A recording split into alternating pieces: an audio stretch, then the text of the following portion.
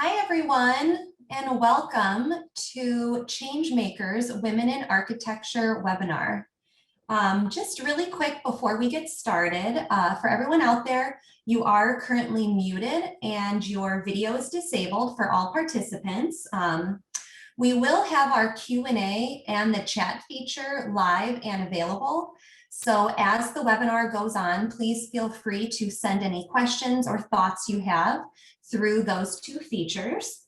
And lastly, this webinar is also being recorded, so we will be sending a follow-up email at the end, and a link to this recording will be available. So let's go ahead and get started. So to all of my wonderful panelists out there, do you mind showing your video and unmuting yourself?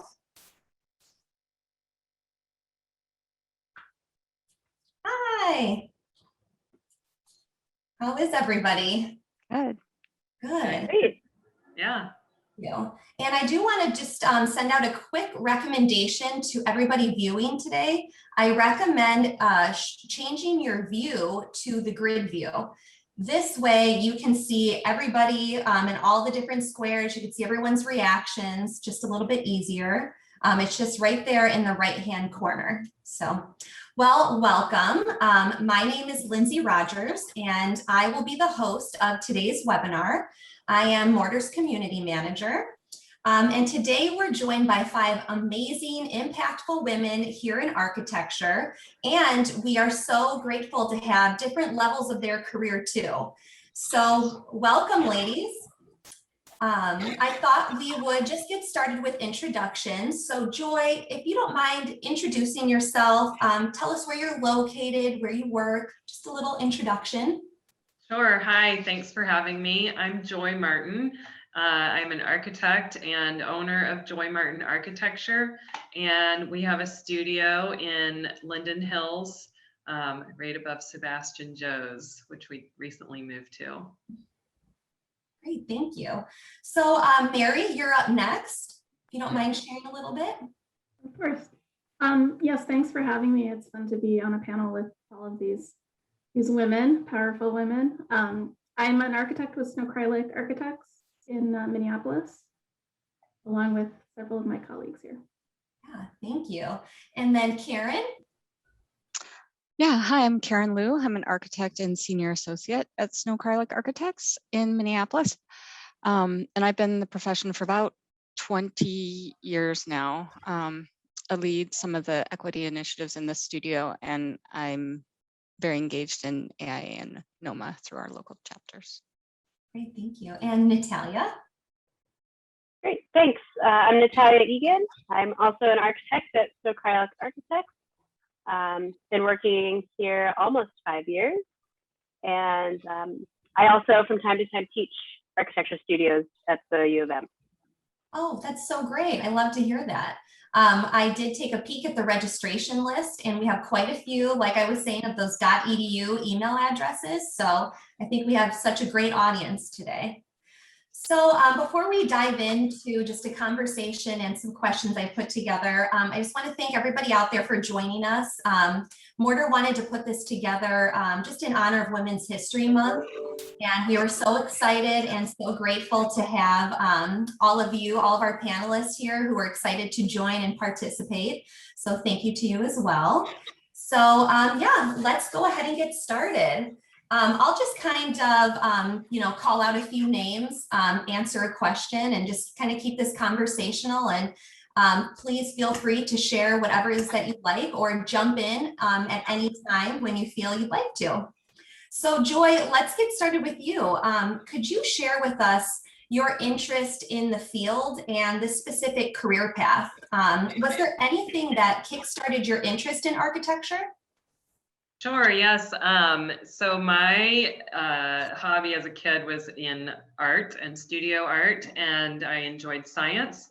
And I grew up in Charleston, South Carolina, which is a really historic town full of beautiful old buildings. So all those things kind of combined to draw me to architecture. And once I got into undergrad, I did not go in as an architecture student. I thought landscape architecture was my thing. And then I saw what the architecture students were doing and their pinups, and was super inspired and immediately switched over to the architecture track.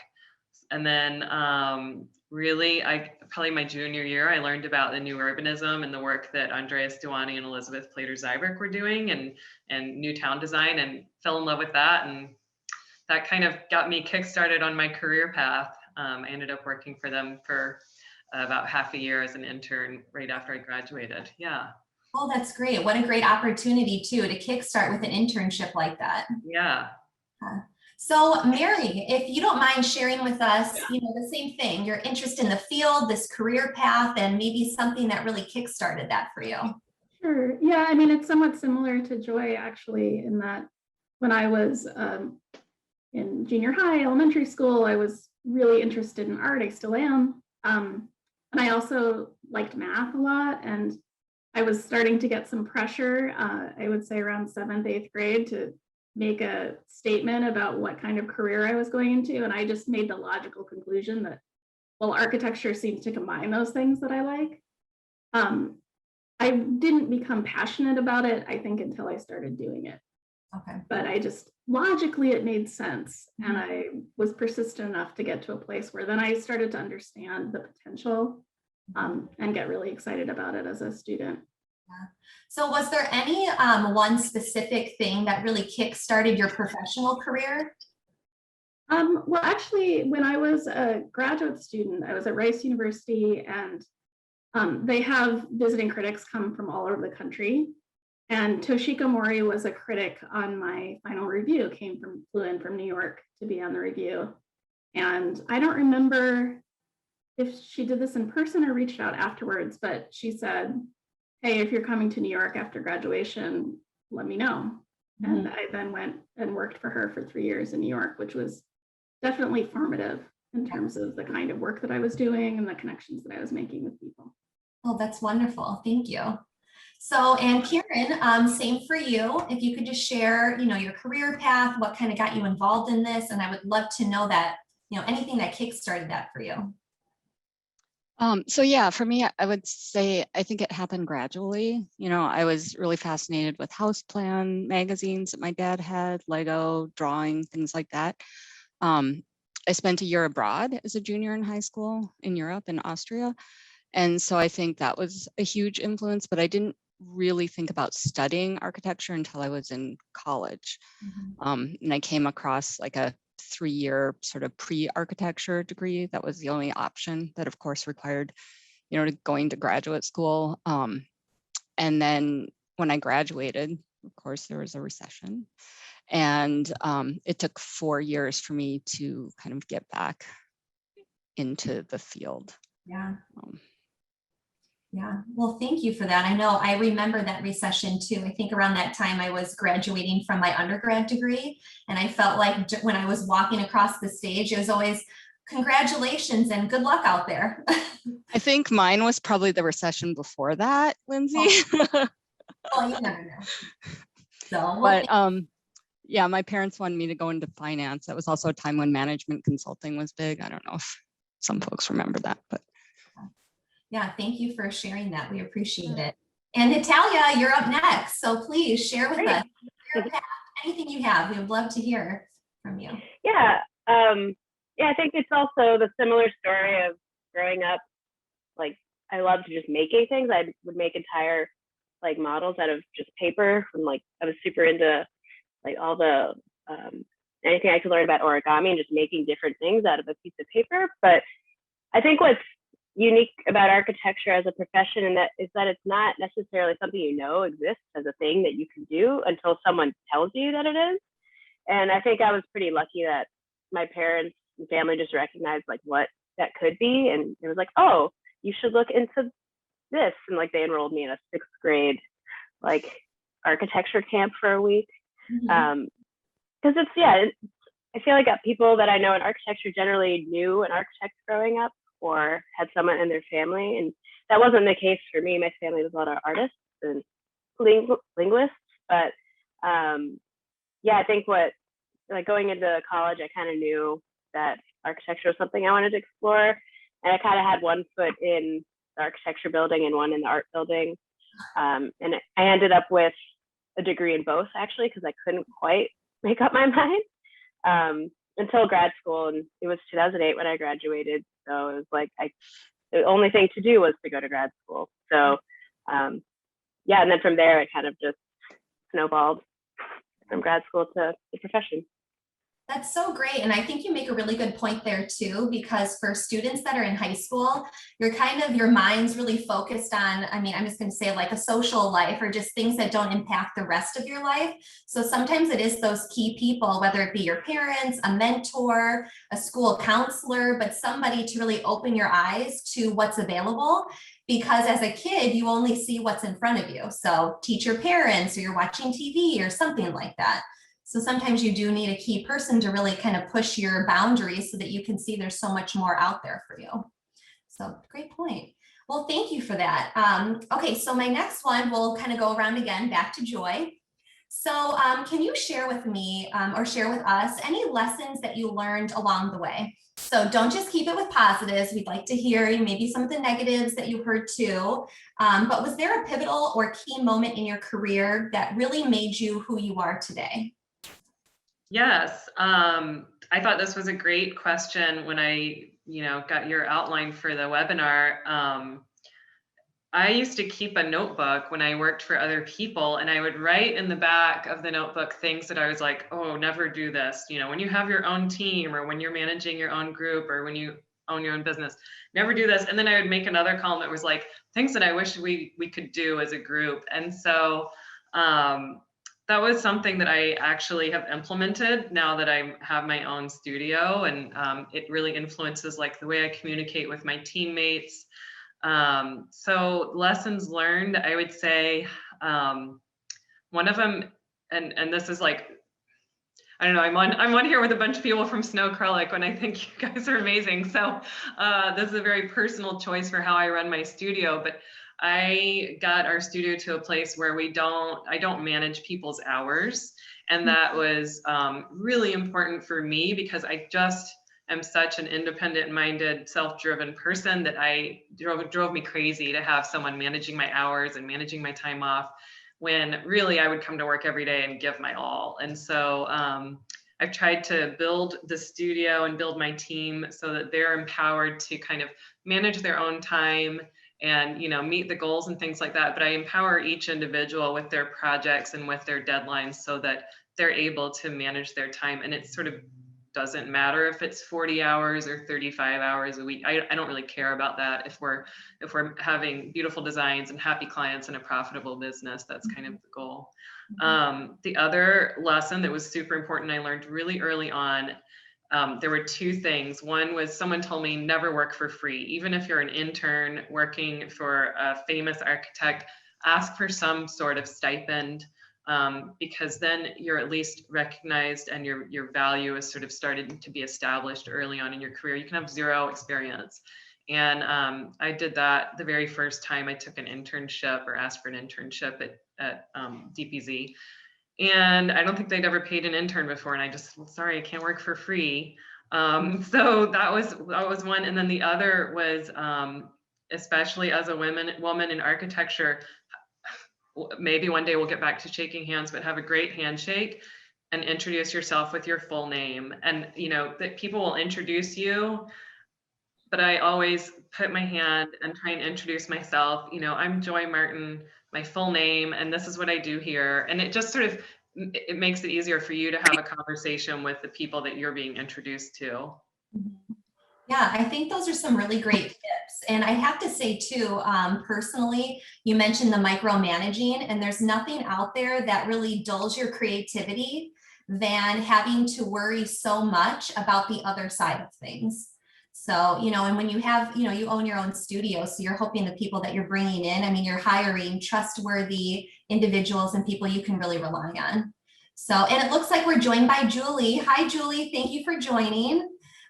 We did run through introductions already, but we have a great audience of people who are watching. So Julie is, for everyone out there, Julie is an architect at Snow Acrylic as well. So Julie, do you mind just a quick introduction of yourself? Julie Snow, founding principal, Snow Krylik Architects, Minneapolis, Minnesota. Great. Thank you so much. We appreciate you sharing that. So we're just, we'll go through, Mary, let's go back to you, or we'll go to you really quick. So same question as I asked Joy, what are the lessons that you've learned along the way, positives and negatives? And was there a pivotal or key moment in your career that really made you who you are today? The lesson that I wanted to talk about isn't one that was learned in a single moment. It wasn't a flash. It was something that I still keep learning, and it's been very gradual. But it has to do with the way that I collaborate with my colleagues. And I think school kind of teaches you this in a way, and my first work experiences reinforced it, this idea that I had to do everything. I had to manage everything and control everything and do all the things that needed doing. And I think I was pretty reluctant to delegate tasks. And the thing that really made a difference for me, learning that it's not about delegation, it's about collaboration. And bringing more people to the table is a real opportunity for mentoring. So to kind of reframe how I think about giving tasks to other people at the office to perform as here's an opportunity to learn something, here's an opportunity to bring their ideas and their creativity to the table, and it makes the work better. So that's something that took a while for me to really learn, but I think it's really important. Yeah, and I think the delegating in itself is something learned as a seasoned professional. At Mortar, we talk a lot about delegate and elevate, and I think it has to do with that collaboration effort too. It's not just about passing it, it's about working together. So I love that you brought that up. Thank you. So Karen, same question for you. Anything you've learned along the way, positives, negatives, pivotal or key moments that really stand out to you? I can't think of a key moment. Every challenge and every highlight, and there've been many of both, has led to, who I am today. I think last year being AI Minnesota president was certainly a challenge, but it's given me really new hope for the profession, that as individuals and as a profession that we need to keep evolving, and I've seen evidence, that we can. So I'm encouraged. Yeah, that's great. Thank you. And Natalia, same for you. Just anything that you learned along the way, please share with us, and any key moment that stands out, we'd love to hear. Yeah, I'd say for me, it's less about like the pivotal moment and more about really specific and pivotal people that I've engaged along the way. Kind of referencing what Mary was talking about, that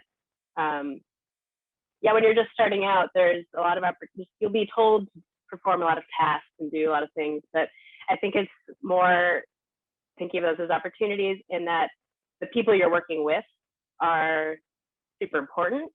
I like to say it's really important who you first work for in the beginning of your career, and not in terms of like a super famous architect name, but more that it's someone that's supportive and insightful and recognizes that there's this kind of remnant of apprenticeship still in the architecture. I mean, it's a big part of the architecture practice is kind of like fostering and bringing up more and more architects, and especially ideally female architects.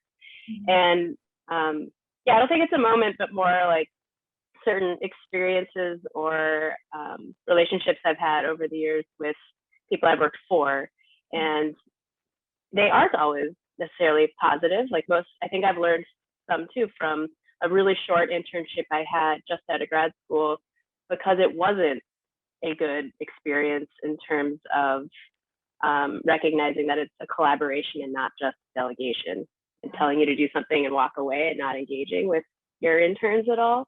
And that still taught me something about what not to do.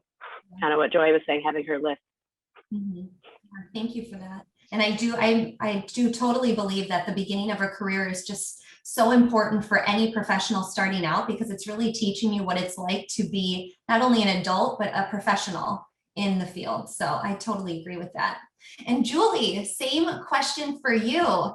I would love to know any of those lessons that you've learned along the way. Don't feel like you have to keep it all the good. We would love to hear some of the bad, just as a learning experience.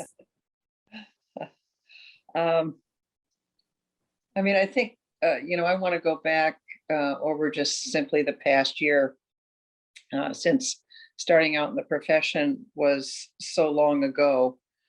I think over the last year, I've been thinking a lot about the role of empathy in the way that we work and the way that we design.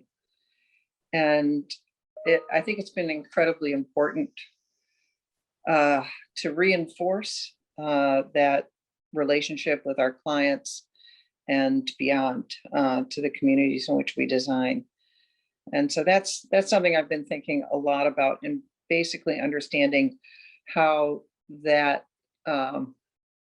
might change the way we design our design process per se. Yeah, I totally agree with that too. I mean, this last year was a challenge for everybody. So learning to adapt, and how can you incorporate that adaptation into your processes moving forward and the architecture moving forward. Thank you for that. Okay, so on to the next question, which this is the one I'm personally most excited about, and it's career highlights. I'm so excited to hear, Joy, we'll start with you, kind of go around again.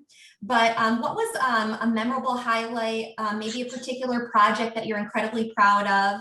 And I think I said this before, but not something your company would type up about you on the website. A little bit different. We would love to hear that from you. Okay.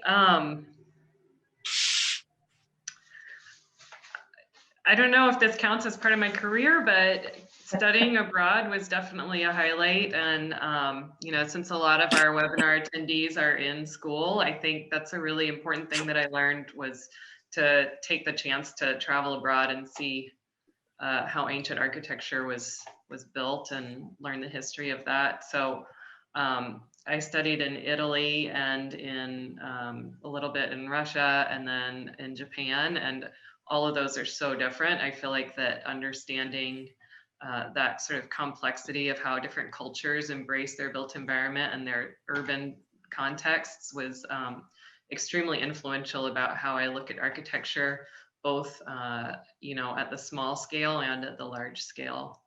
So do you feel like that experience, you still kind of in your mind go back to that today when you're doing things? Absolutely, yeah. I mean, intuition comes into play a lot in design, and understanding how a space can feel better, or flow will work better, or scale and proportion works. I think knowing that intuitively is great, but also having the foundation to understand the historic precedents is a really strong background or library of memories, if you will, to draw on when you're taking on new projects. Yeah, thank you for that. And Mary, same with you.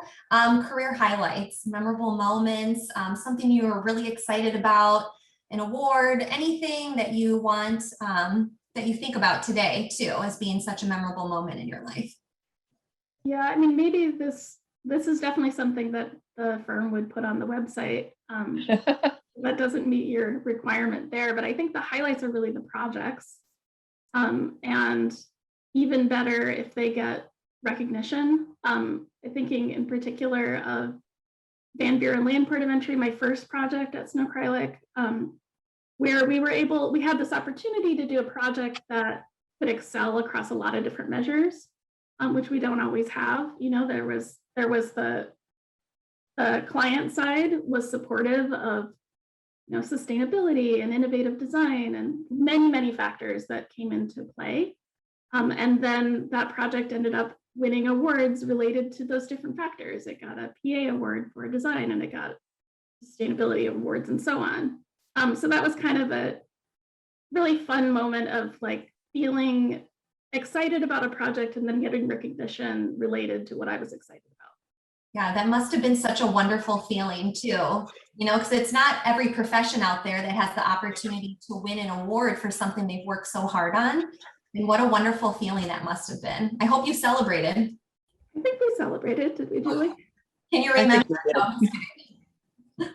So, okay, Karen, same question for you. Career highlights, something that you're so proud of, something very memorable. Okay. There are a couple of sort of two categories, I guess. Once is the excitement that comes from the people experiencing a project that I've worked on before. Last year, the AI Women's Leadership Summit was in Minneapolis, and our studio held a happy hour. And through it, I met this young woman who attended architecture school at the University of Beirut in Lebanon.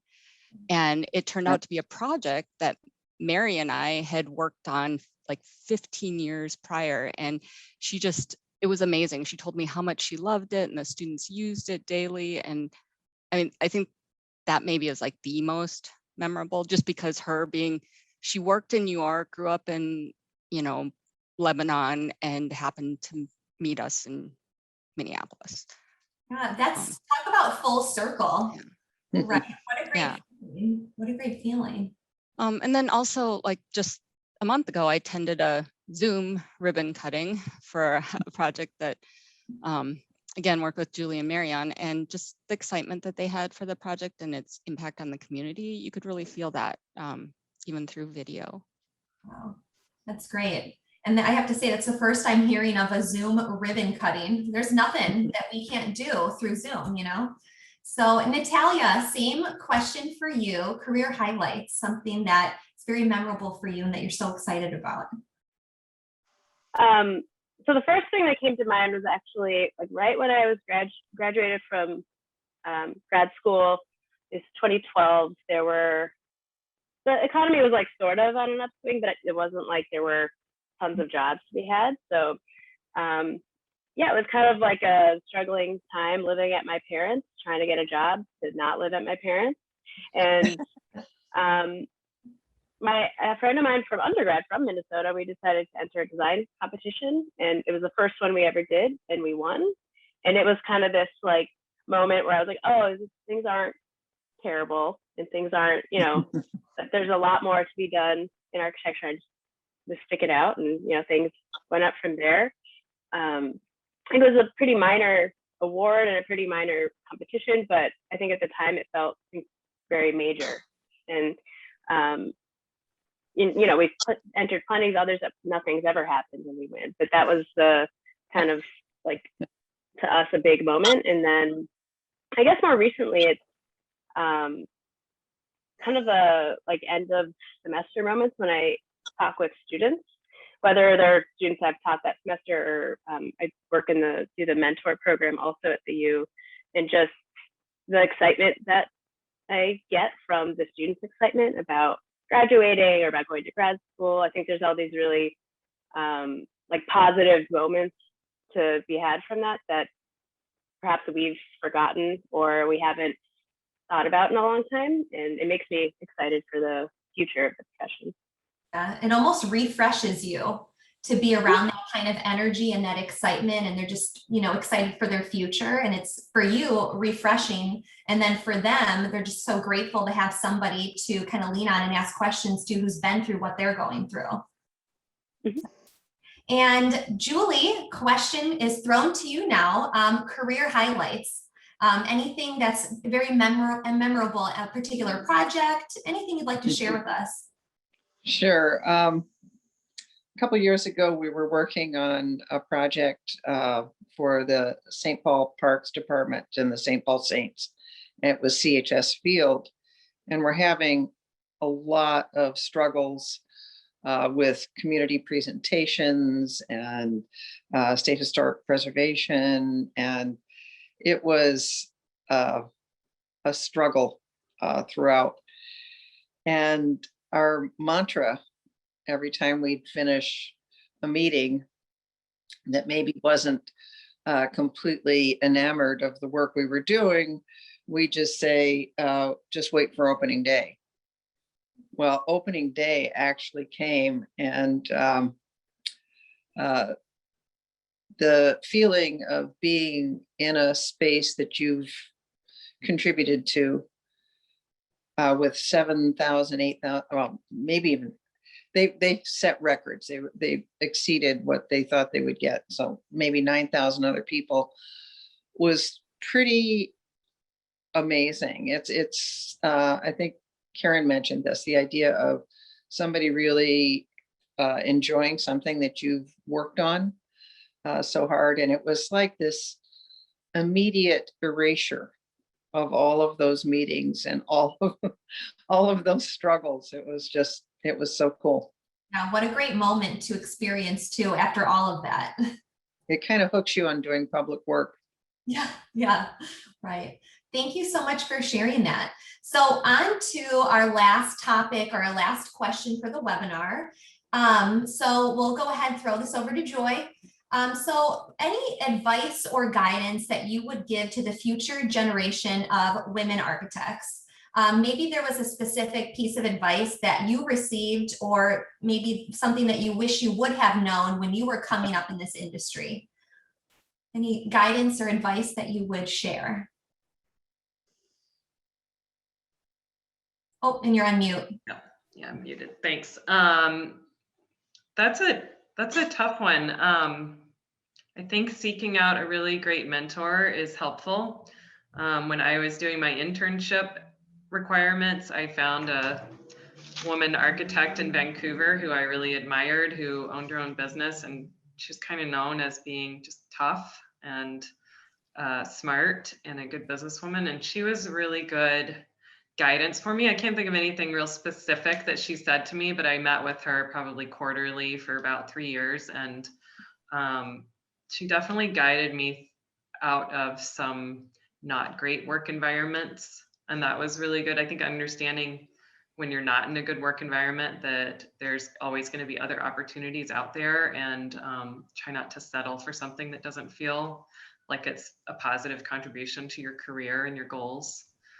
Yeah, so having a mentor was really important for me. I also, my very first boss, I was the sole first employee for him. He was starting his company in Charleston, and I just worked for him during the summers in college, and he was an architect doing residential work. And I would call him and just talk to him about stuff occasionally, or email him when I was in school even. And having someone like that, and he's probably, let's see, I'm 43, he was 41 when he hired me. And so now it's kind of interesting to now I'm in the spot where I'm having young people come, and that is really, really cool and rewarding. And I'm still in touch with him, and finding those people who are the mentors and gems and cheerleaders, lean on those people when you need guidance and mentorship. And yeah, that's Question for you. Yeah. Quick question for you about the mentor. Any tips for people out there who maybe are looking to get a mentor? How do you make those connections? Maybe they've been out of school for a while, and they were get those back then. Any tips? Karen and Julie are probably really good resources for knowing that. I know the Women in Architecture group at the AIA is a really wonderful group of women. I am not as participating as much as I'd like to these days, but I think that's a great place to connect with people. You can be an associate AIA member and connect with those kinds of knowledge groups, which I think, I love the work that AIA Minnesota is doing. I think all the knowledge communities they're doing provides opportunities for lots of people. So that's a really good way to connect with mentors.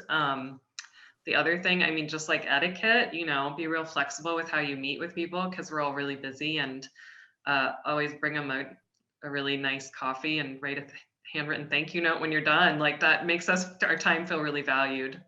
I don't know, that's just kind of the icing on the cake, but I think connecting with some of those leaders, I wouldn't be intimidated to cold call people. That's how I connected with people in Minnesota. I'm not from here, but when I started my business, I would just call people that I admired and try and talk to them and meet with them and get some kind of guidance about the industry here.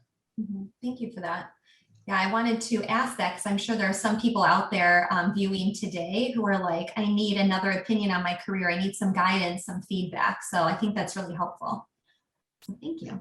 Yeah, I don't know. I mean, maybe the other panelists can comment, but I try to be available for informational interviews, you know, maybe once a month, or if it works, or every 2 weeks if they're, you know, sometimes we get lots of inquiries because at the end of the year, school year, people want to connect. But I think I don't know, it's a good place to be able to give back to the next generation of architects.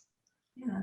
Yeah, thank you for that. I don't think I've heard the phrase informational interview in probably about 10 years. So that was like blast from college pass. So, but yes, those are really an integral part of what you want to do when you graduate and what path you want to take. So thank you for that. And Mary, on to you next. Advice or guidance for the future generation of women architects. Maybe something that you always go back to on your own, or something you wish you would have known. Just anything you can share. The audience would love to hear. Sure. I mean, I think that what I would say is surround yourself with people who are doing work that excites you. If you can do that in the context of a job, even better.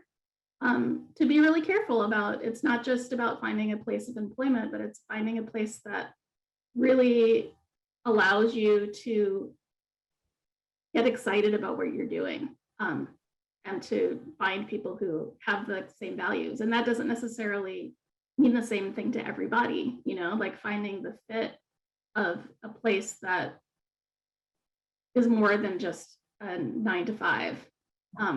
And I know that can be hard in the economy sometimes, but I think also just being, taking risks with that. Like, I wasn't planning on moving to New York City, but when I had an opportunity that said, hey, if you're moving to New York City, you have a job, I was going to take it, you know, because I knew that work was interesting and I wanted to give it a try. And I think sometimes just being willing to take a risk to get a chance to work on stuff that's interesting to you, that energizes you, is worth it. It's always going to be worth it to do that.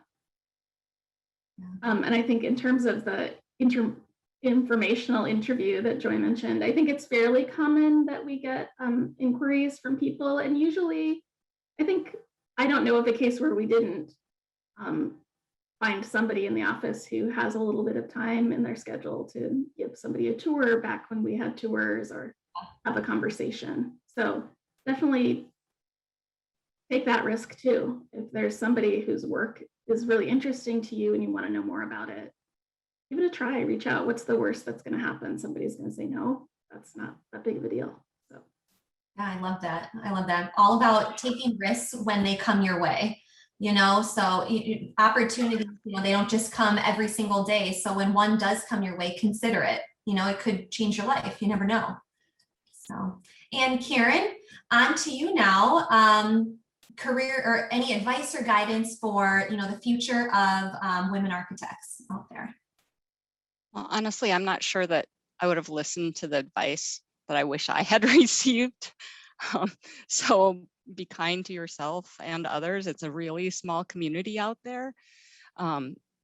Echo Mary, and Joy, reach out. You never know what's going to happen. That's how I ended up back in Minneapolis from New York. Mm-hmm. I reached out and admired, actually saw the work of VJ in a magazine, and didn't imagine work like that could be done in Minnesota, you know, thinking the coasts were so, the work from the East Coast and West Coast were basically what we looked at in school, right? But I reached out and said I admired their work, and if I would move back to Minnesota if I could work there. And it was 2 years later by the time they had work, and asked if I'd be willing to move back. And I did.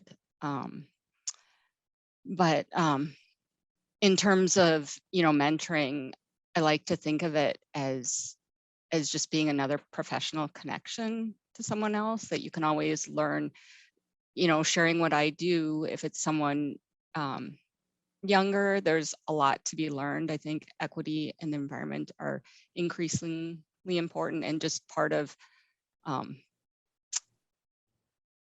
students' daily lives now in a way that wasn't the case when I was in school.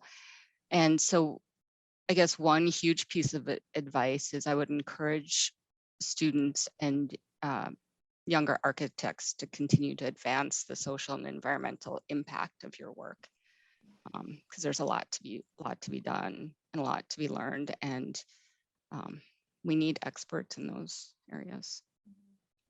What a wonderful piece of advice for the audience out there. So sometimes I feel like students, they're like, just tell me 3 things that I need to focus on, you know, just tell me what you think I need to do. And I think that'll be really useful. So thank you for sharing that. And Natalia, you're next. Advice, guidance for the future of architects out there. Yeah, the advice I would have given myself, which kind of actually relates to what you just said about like, tell me the 3 things I need to know, or is that it's okay not to know everything. Because I mean, that's also why I think a lot of people, I know why I love architecture, is that there's no way to absolutely master everything about it, and that you're constantly learning and learning new things about a certain type of building type, or your client, or your coworkers, or a material, or a way to assemble something. And I think architecture also happens to attract a lot of types of people that need to know how things work and how it goes together. And there's this kind of, I feel like there's a desire to try to absorb and learn everything you possibly can, and then you know it, and that's it. But with architecture, especially because school is so different from the profession, I know for me, the shift from school to work was really dramatic. Like there was a big shift, and all of a sudden it was totally different, and I knew nothing from what I thought I knew a lot. And that's totally okay. I mean, that's what's good about architecture. And I guess following up with that, what advice I'd also give people is just to ask for stuff. So ask questions, ask for information, ask for jobs, ask for money, ask for experience that you don't have that you need to fulfill. I think there's no possible way anyone's going to foresee how you want your career to go. So you have to be able to express it, and maybe you don't necessarily know, but you should be able to ask for things, because if not, nothing will happen. And yeah, I want to echo some of the comments that were made about reaching out to people. I've gotten 2 of the best jobs I've had were just by emailing people where I had no connection. I didn't know them. My first internship was that way, and someone I'm still in touch with.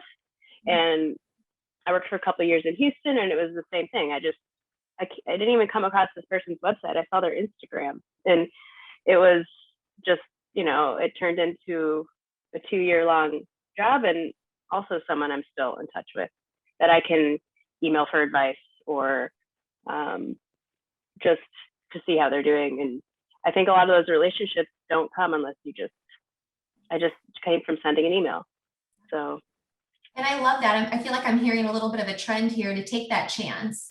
You know, like Mary said, what's the worst they can say is no, and that's okay. That's a learning experience. So take that chance.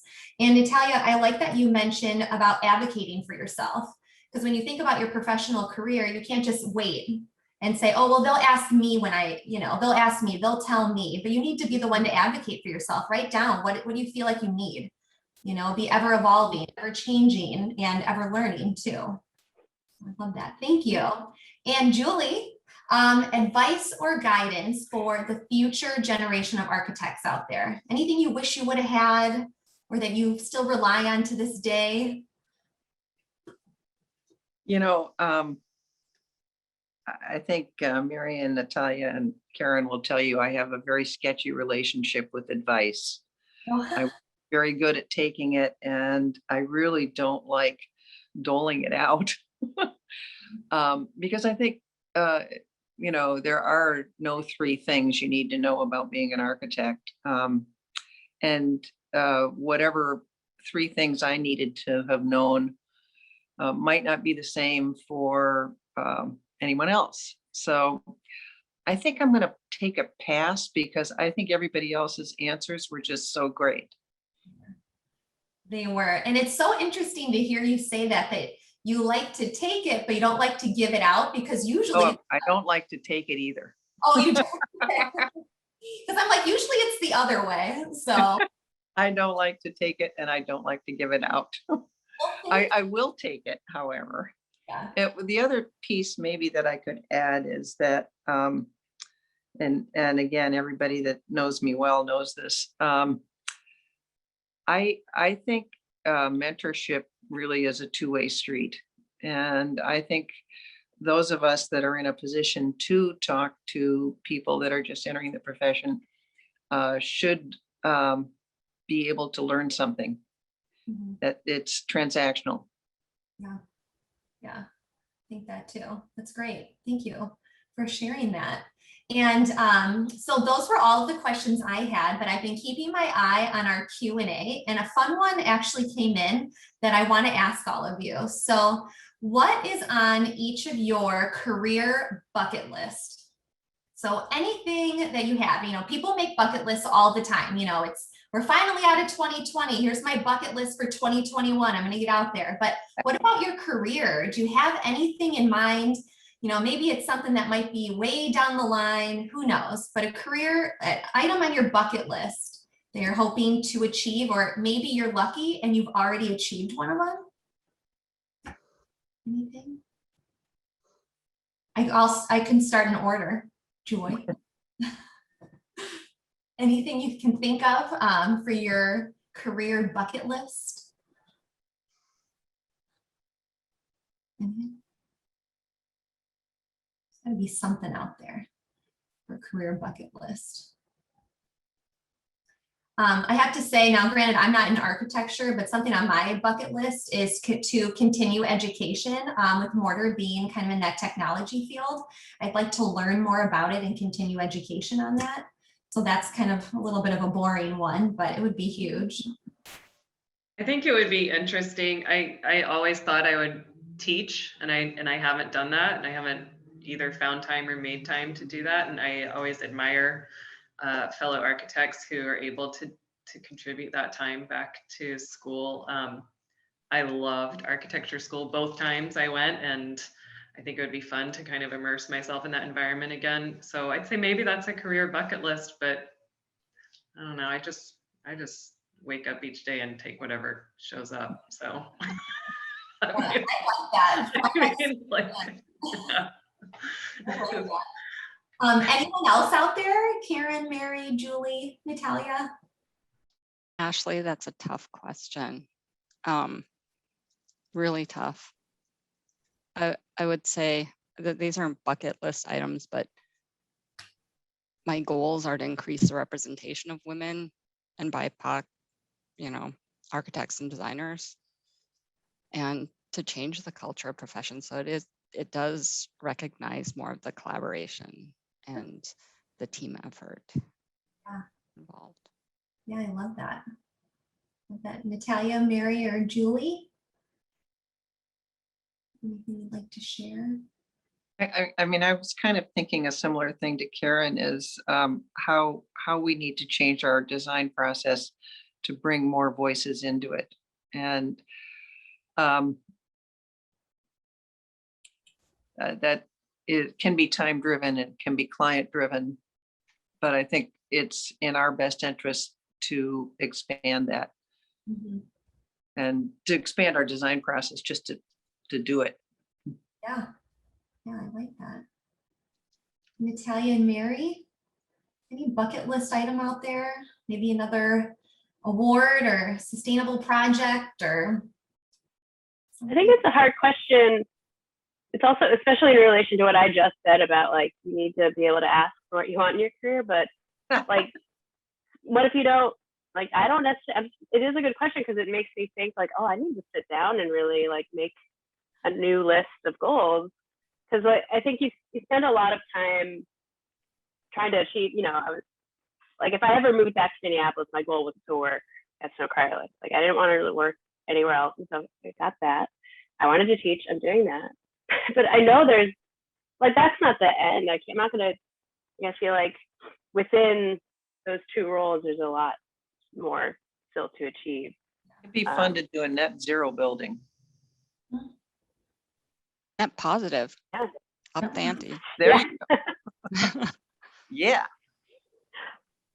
So Mary, anything? Yeah, I mean, I don't really think in terms of a bucket list, but I think the major goal that I have for the rest of my career is that I can continue to learn and grow. I think even this last year, there were things that were revelations to me, and I continue to like find and discover things. But just wanting to be in a place where I can do that and be in a mindset that I can do that, and to continue to, find things out, discover things. Yeah, I love that. I did have one come through. What are some challenges that you still see women facing?